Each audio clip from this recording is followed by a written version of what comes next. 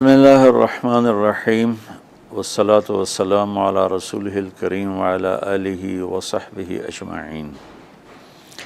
عید کی خوشی ہم کیوں مناتے ہیں؟ پہلے میں یہ تھوڑا سا واضح کر دوں کہ رمضان کا مہینہ اللہ نے پورا ایک ہمارے لیے خوشی کا مہینہ بنایا ہے، جس میں اللہ کی جنت کے دروازے کھول دیے جاتے ہیں، جہنم کے بند کر دیے جاتے ہیں، شیطان قید کر دیے جاتے ہیں، جنت کو روزانہ سجایا جاتا ہے، اللہ کا عرش پہلے آسمان پہ آ جاتا ہے، اللہ کی طرف سے اعلان ہو رہا ہوتا ہے، کوئی بخشش چاہنے والا، کوئی حاجت مانگنے والا، فرض 70 فرضوں کے برابر ہو جاتا ہے اور نفل فرض کے برابر ہو جاتا ہے، اور نفل اور فرض کا فرق اتنا بڑا ہے کہ قیامت تک 2 رکعت نفل پڑھتا رہے تو فرض رکعت کے ایک سجدے کے برابر نہیں۔ اور اس میں جو مر جاتے ہیں اہل ایمان، ان کا حساب نہیں ہوتا، ان کو قبر میں منکر نکیر نہیں آتے، اللہ تعالیٰ ان کو معاف فرما دیتا ہے۔ اس طرح 29 دن رات یہ سلسلہ چلتا ہے، اور آخری رات پھر اللہ تعالیٰ اعلان فرماتے ہیں کہ میرے بندوں نے رات کو قیام کیا، یعنی تراویح کی نماز پڑھی، دن میں روزہ رکھا، تو میں نے اس پر ان سب کی بخشش فرما دی۔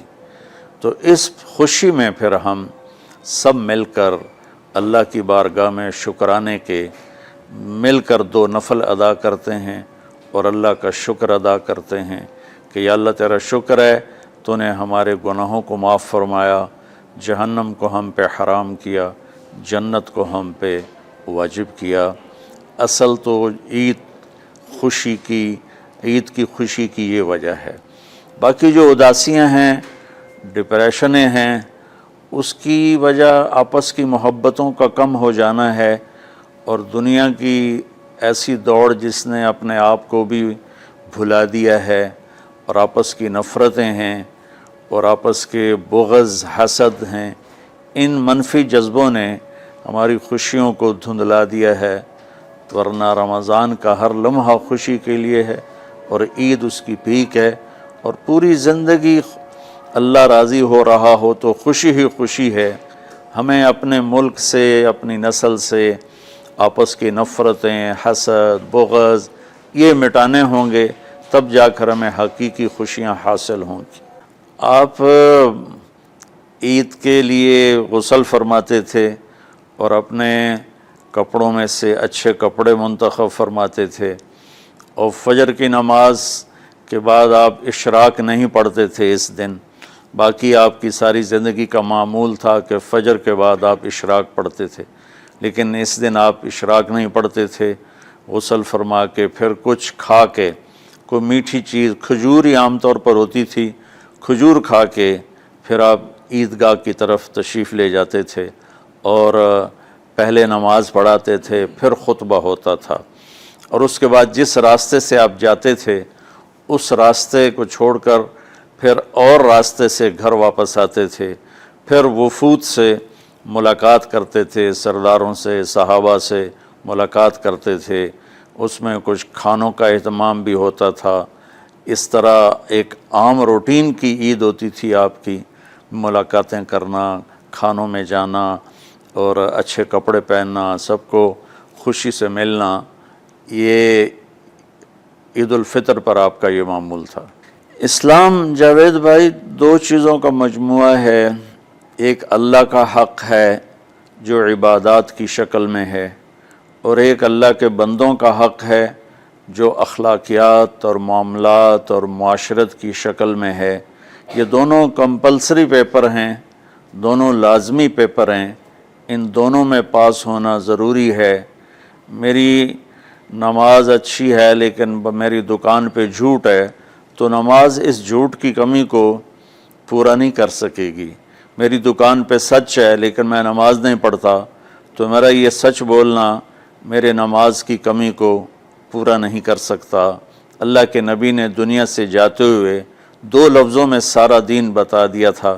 جب آپ کے جانے کا وقت قریب تھا تو آپ 2 لفظ دہرا رہے تھے، الصلاۃ وما ملکت ایمانکم، میری امت میرے بعد ایک نماز نہ چھوڑنا، اور ایک امت کے غریب مسکین لوگوں سے، نوکر غلاموں سے اچھا سلوک کرنا، یہ دو الگ الگ ڈیمانڈ ہیں۔ جیسے پانی پینے سے روٹی کی کمی پوری نہیں ہو سکتی اور روٹی کھانے سے پانی کی کمی پوری نہیں ہو سکتی، یہ دونوں الگ چیزیں ہیں۔ اخلاق کو عبادت کی کمی پر نہیں کر سکتی، اور عبادت کی کمی اخلاق کو اور اخلاق کی کمی کو عبادت پورا نہیں کر سکتی۔ ان دونوں چیزوں میں پاس ہونا ضروری ہے، تب جا کر ایک معتدل معاشرہ وجود میں آتا ہے۔ پوری امت اس چیز کا شکار ہے، چونکہ جب بددیانتی اور جھوٹ اور ظلم عام ہو جاتا ہے تو پھر اس میں پورا معاشرہ ہی گناہگار اور مجرم بن جاتا ہے، صرف حکمرانوں کی بات نہیں رہتی۔ یہ تو ایک سوال کا جواب موسیٰ علیہ السلام کو اللہ نے دیا کہ اللہ تعالیٰ سے انہوں نے پوچھا، یا اللہ جب آپ راضی ہوتے ہیں تو اس کی کیا نشانی ہے؟ تو اللہ تعالیٰ نے فرمایا کہ میں بارشیں موقع پر دیتا ہوں، حکومت سمجھداروں کو دیتا ہوں، پیسہ میں سخیوں کو دیتا ہوں۔ تو پھر انہوں نے پوچھا جب آپ ناراض ہوتے ہیں تو اس کی کیا نشانی ہے؟ تو آپ نے فرمایا، اللہ تعالیٰ نے فرمایا کہ بارشیں بے موقع کرتا ہوں، حکومت نااہلوں کو دیتا ہوں، اور پیسہ میں بخیلوں کو دیتا ہوں۔ تو جب معاشرے میں عمومی بگاڑ پیدا ہوتا ہے تو اس کا اثر پھر اس شکل میں ظاہر ہوتا ہے، کبھی کسی اور شکل میں ظاہر ہوتا ہے۔ اس چیز کے مجرم نہ صرف حکمران ہیں، نہ صرف بخیل لوگ ہیں، بلکہ تمام طبقات امت کی اجتماعی کوتاہی میں یہ حالات اللہ کی طرف سے پیدا ہوتے ہیں۔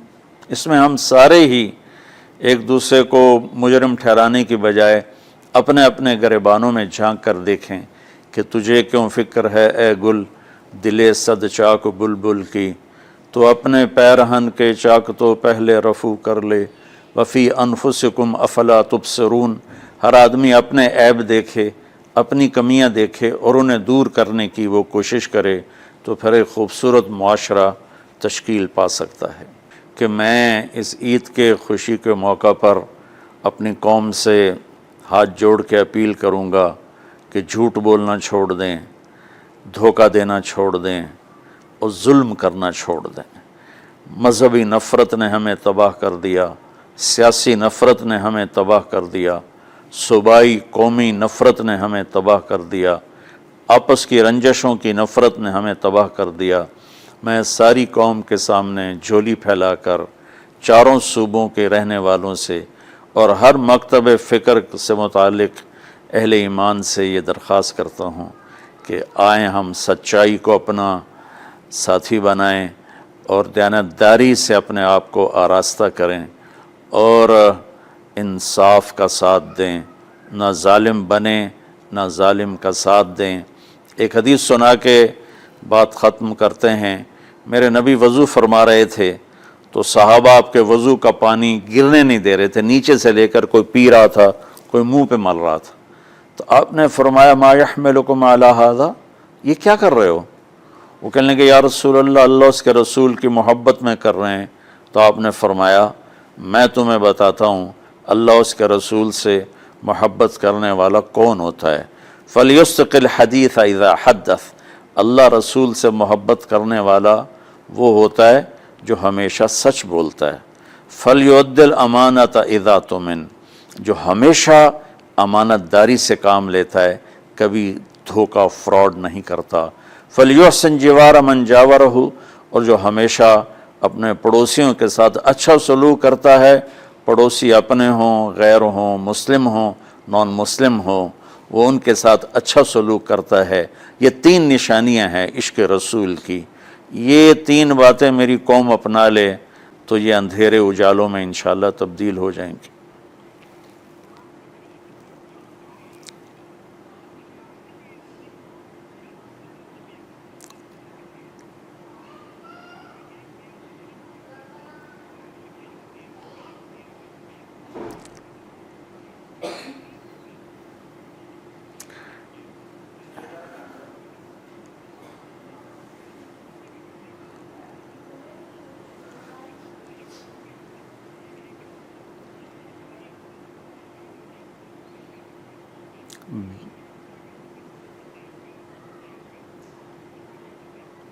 بل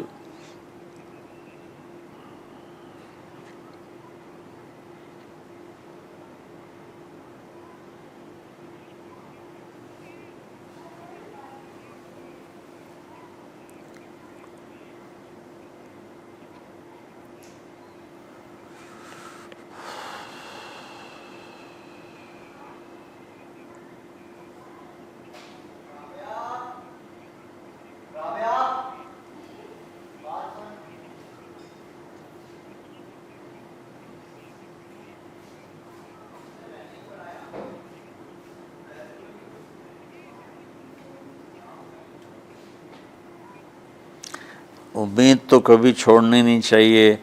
جیسے دیکھیں مریض کے ساتھ ڈاکٹر آخری حد تک جان مارتا ہے، اس کی جان بچانے کی کوشش کرتا ہے، پھر باقی جس کے نصیب میں موت ہوتی ہے وہ مر جاتا ہے، لیکن ڈاکٹر کبھی بھی اس وجہ سے نہیں چھوڑ دیتا کہ یہ مر جائے گا.